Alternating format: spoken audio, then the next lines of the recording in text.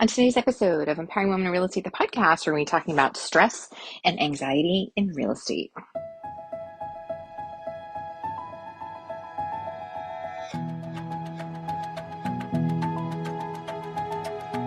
Hi, I'm Karen Cooper, a wife, mom of three, real estate broker, team owner, and founder of Empowering Women in Real Estate. As a realtor, I've personally helped well over 700 families in my career, and now I help thousands of women from all across the country balance real life and real estate through daily inspiration, motivation, and actionable plans to increase their success. Listen in as I share stories and tips from my life and business and interview some of my favorite people.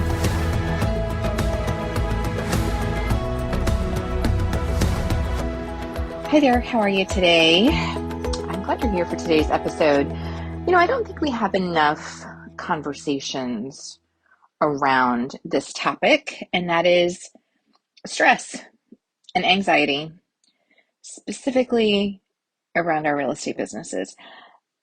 I can honestly say that I don't know, right now, I don't know a single woman in real estate who has not in one way or another expressed that they are feeling stressed, feeling overwhelmed, feeling anxious. And, it's almost like it's become so normal, especially in our business. It's like it's just so normal that we accept it. And we don't need to accept it because it's not normal. It's not normal to walk around, and I'm saying this all to you as an exceptionally stressed and anxious person. So if you know me, you know this is so true. And that's why we're having this episode today. In fact, I don't even know, maybe once we talked about this years ago on the podcast, but it has been a very long time. And my stress and anxiety levels actually are so much higher now than back when we did that episode. So, and I'm not sure, actually, I am sure why. I am sure why that this is what happened. There's so many factors that contribute to this feeling in our real, like, just put aside all the other things in your life, right? The things in your life that are happening. Let's just think specifically about your real estate business right this minute. It is stressful to constantly be in hunting and hustle mode. If you don't have strong prospecting habits, if you have struggled to get your lead machine for yourself, and I'm not talking about buying leads, I'm talking about generating your own business. If you have struggled to get that going and you are constantly in that empty pipeline feeling, right? We all know what that feels like. Then that is extremely stressful, and that can cause a lot of anxiety. If you have the opposite problem, and you have a lot of business, I remember feeling this so many times in my career, and you have a lot of business happening, I remember feeling anxious, thinking that the phone was going to ring because it was going to be more business and I couldn't possibly take on one more thing. And I also knew that I could not say no. Like, I carried that stress and anxiety for so many years. Our business never shuts off. It only shuts off, let's reframe that.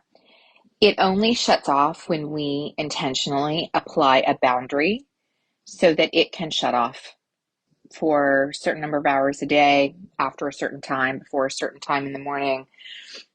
If we go on a vacation where we actually allow ourselves to go on a vacation, if we don't put those things in place, then it is a 24/7, and your phone is attached to your hip and you are constantly texting, phone calls, messaging, checking apps. What if this happens? What if that happens? How about that transaction? What about it? Is nonstop unless we stop it, unless we put a stop to it at certain times. And I'll be honest and say that I wasn't always good at this.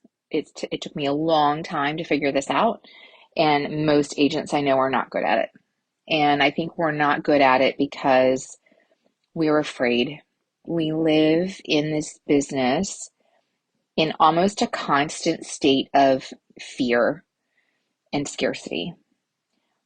what if this transaction falls apart and I disappoint these people? What if I don't have another transaction? What if I don't get another lead? What if we kind of live with that sort of consistent undercurrent.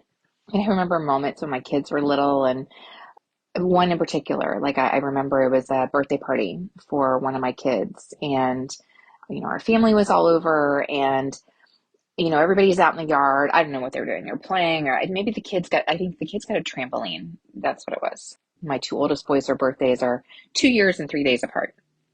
So we often celebrated together. And I think they got a trampoline that year. So everybody's outside, all the grandparents and all, the cousins and all the things. And I'm up on the porch on the phone talking to what I recall to be a very rude client. And this is a Sunday afternoon, right? Really difficult client, difficult. I think it was a seller. Um, and, I'm watching everybody living and enjoying that moment. And, I think we tell ourselves that we're enjoying it, right? Because, oh, I'm so lucky that I can be home and still do the work. But you're not really living. You're kind of half in and half out. Like in that moment, I was not even half in on the birthday party. I was, standing there. I remember just feeling so frustrated. And I could give you so many examples of that. And that causes stress. That causes so much stress and so much anxiety. It's no wonder that so many women burn out in this business. I mean, I've gone through it more than once. And it's no wonder that so many of us struggle with our health and we struggle with anxiety. It is nonstop. So, I mean, I could go on and on with the examples, but I think at this point you get what I'm talking about. So let's just kind of define what those feelings of stress and anxiety are. You know, for me, it is definitely a feeling in my body. It's a feeling of, and especially once you start getting towards midlife and, whether you're in perimenopause or menopause or postmenopause or, kind of wherever you are, it heightens, right? That cortisol, it heightens all of those feelings. And, it's kind of for me, it's like just a feeling of uneasiness in my body. And, often it's kind of starts on my chest, and sometimes it's like a little low level nausea. And sometimes when I really start to spiral, which can happen as I get older, or at least in this kind of season right now, I feel like it happens. I get to that place faster than I used to. It's like I'm vibrating. I feel like I'm vibrating, like I'm almost shaking with like just anxiousness and stress and worry. And that's for me how that shows up. There have been other times where it has shown up for me as anger, being angry, being quick to anger, short-tempered.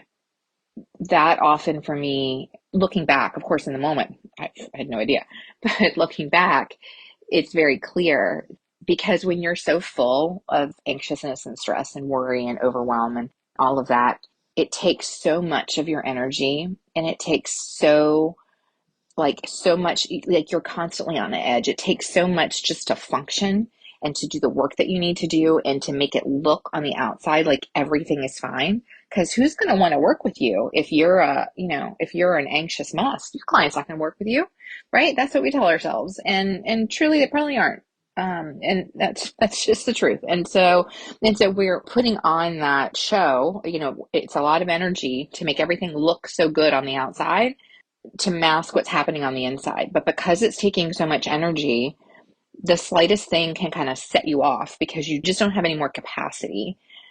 And gosh, there were so many years that I functioned in that way. And a lot of that for me, it came off of and was during periods of just a lot of just trauma and difficulty in my life with my own health and my own health challenges and worries and scares and surgeries and treatments and caring for my parents, my dad and my mother-in-law, things that happened in our family. And so when you're trying to manage all of that, but then, you know, also make it look on the outside like everything is fine so that people will want to continue to work with you, that's a mess. And that really does kind of jack with your nervous system. And, another thing for me, another sign for me, and I think it's kind of maybe all related is that feeling of overwhelm. Like there are times when I hit that a lot faster than others. And I've realized that it's often because I'm already like my brain is working and ruminating in worry and stress and thinking about things and struggling with things. And so then I quickly become overwhelmed with things that normally I maybe wouldn't. And so I wonder if maybe you recognize yourself in some of those things. There's something about midlife in real estate that nobody really talks about. You don't hate the business. In fact, you're probably really good at it. But sometimes after years or even decades, you just realize that you don't want to keep running your business the same way. Maybe you want fewer clients or you're ready to step back from production altogether. And that's why I created the Midlife Real Estate Blueprint. It will help you to redesign your business for the next chapter and whatever that looks like for you. Visit empoweringwomenrealestate.com and click on Midlife Real Estate Blueprint to learn more. So I feel like I'm very much a work in progress here. I have not figured this out at all. And maybe you haven't either. And so I thought it would be a good idea to start the conversation around it, because instead of normalizing that this job is just stressful and we're just going to be stressed for the rest of our lives or for as long as we can take it until we get sick or we have to quit, or, my husband recently is like, you cannot keep operating like this. Like you cannot, it is not good for your health. And so how do we fix it? And, I have a few things, and it was actually really helpful for me to write down a few things that I know work for me, because I think the other thing that happens when we become so used to operating in this way, you almost just don't even want to take a minute to fix it. You just got to keep going. You just got to keep going. You just got to keep going.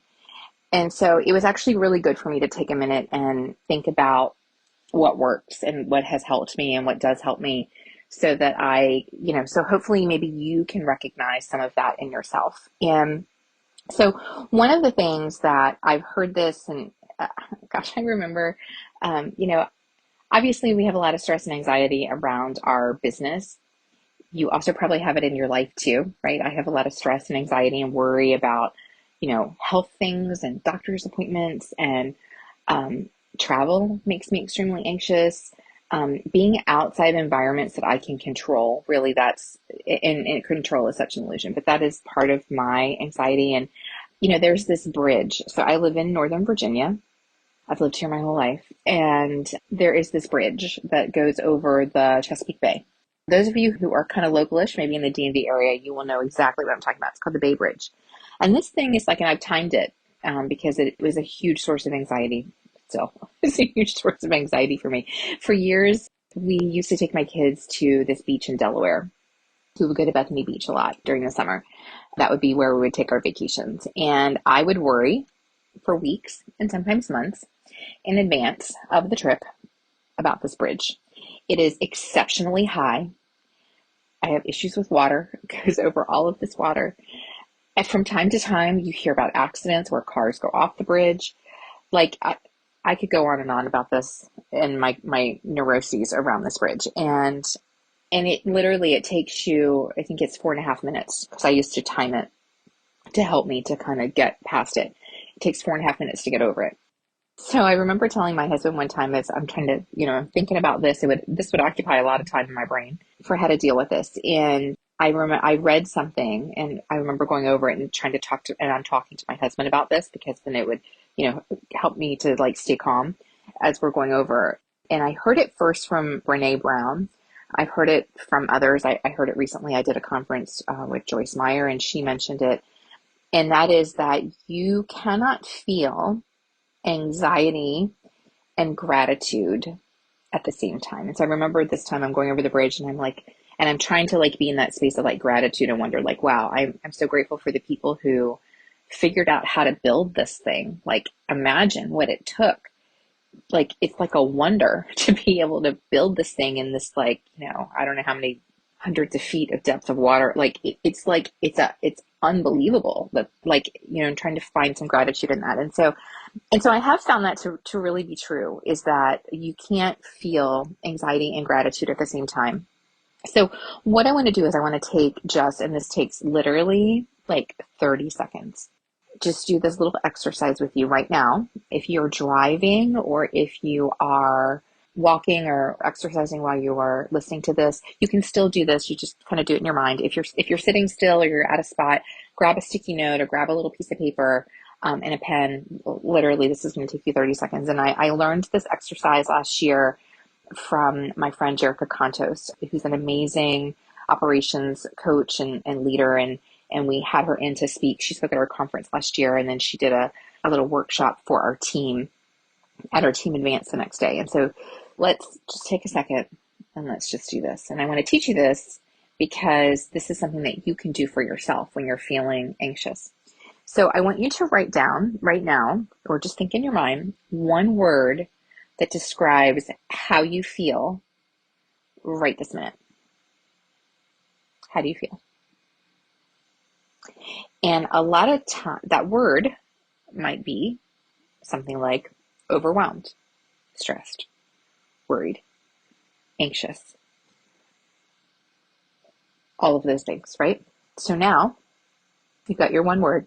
Now I want you to write down 3 things that you're grateful for, or just think of 3 things that you're grateful for. And these don't need to be the big things. We have those pat answers, right? I'm grateful for my family. I'm grateful for my home. We are grateful for those things. But 3 things right this second. Could be small things. As I'm recording this, I'm grateful for my beautiful view. I'm looking out at the beautiful trees and the mountain and the green grass, and the sun is shining. And I feel very grateful for that. So what are 3 things that you're grateful for? Now, after you've written those 3 things down, or you've thought of those 3 things, I want you to write down a word to describe how you feel right now. And I would be willing to bet, and I know from doing this exercise with other people many times, is that word that you're feeling right now is different than the word that you wrote or thought before you started the exercise.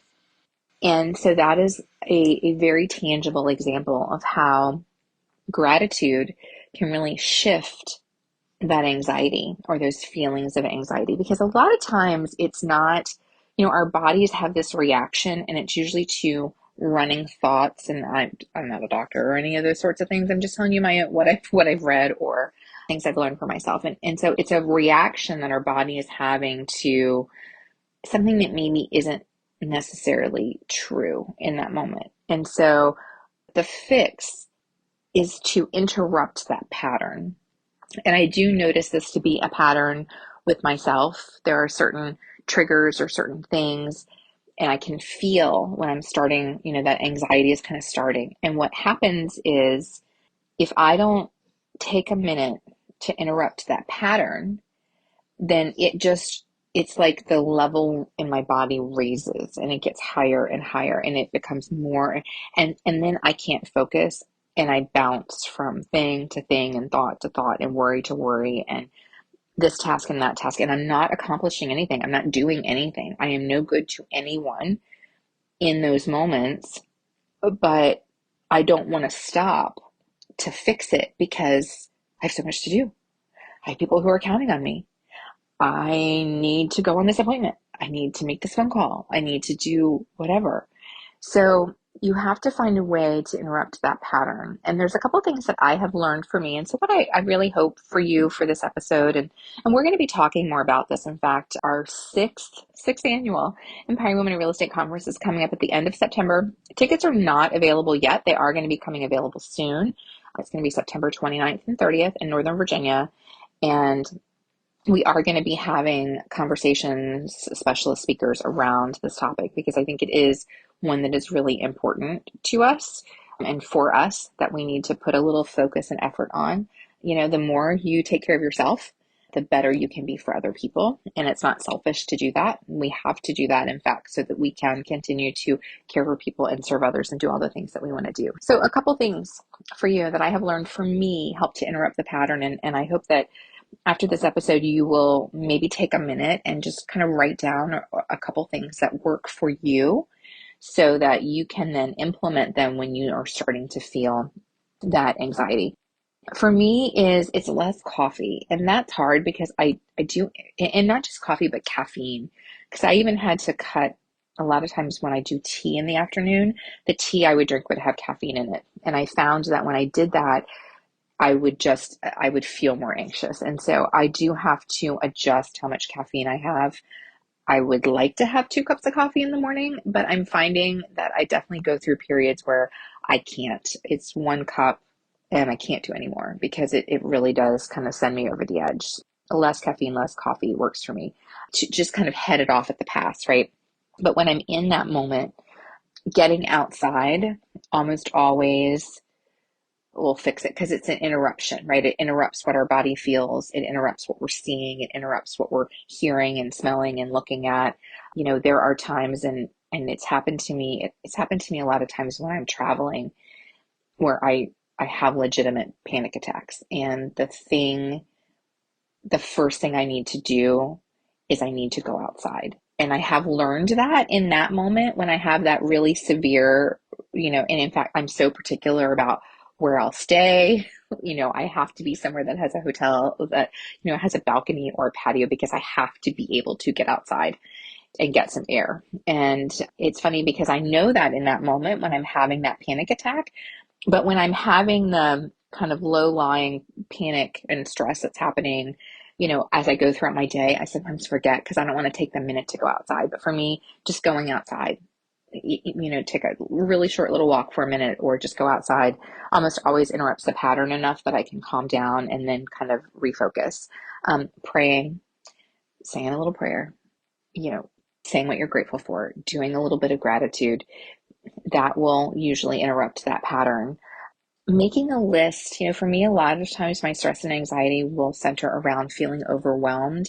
And I'm overwhelmed because it's all in my brain. And so I just need to write down all the things. And a lot of times once I do that, I realize that some of the stuff that I'm stressing about or thinking about or worrying about is really, it's kind of crazy. Like it's not important, but it takes me writing it down to realize that, oh gosh, like, why am I even thinking about this? This is not, but you have to get it out of your brain because my brain anyway will just run in loops over and over and over again. And so I have to write it down, saying it out loud to someone.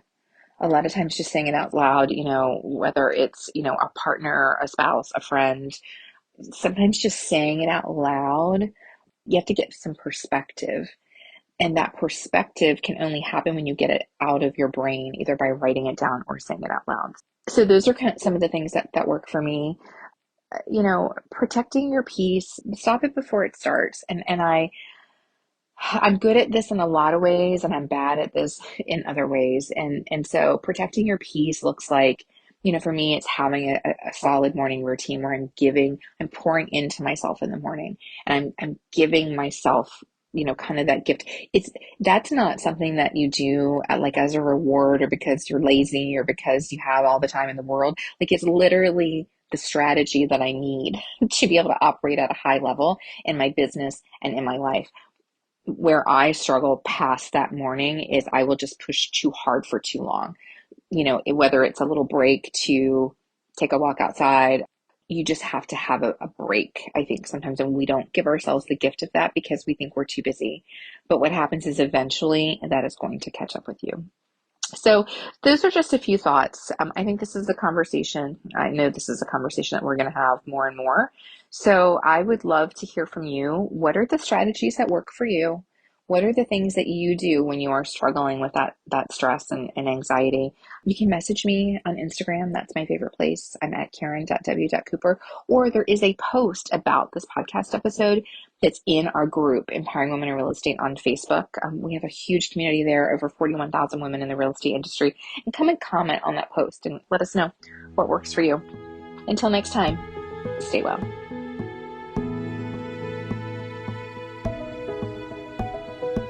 Thank you for listening to Empowering Women in Real Estate, the podcast. Click subscribe to be notified every Wednesday when our latest episode is released, and be sure to check out our group on Facebook.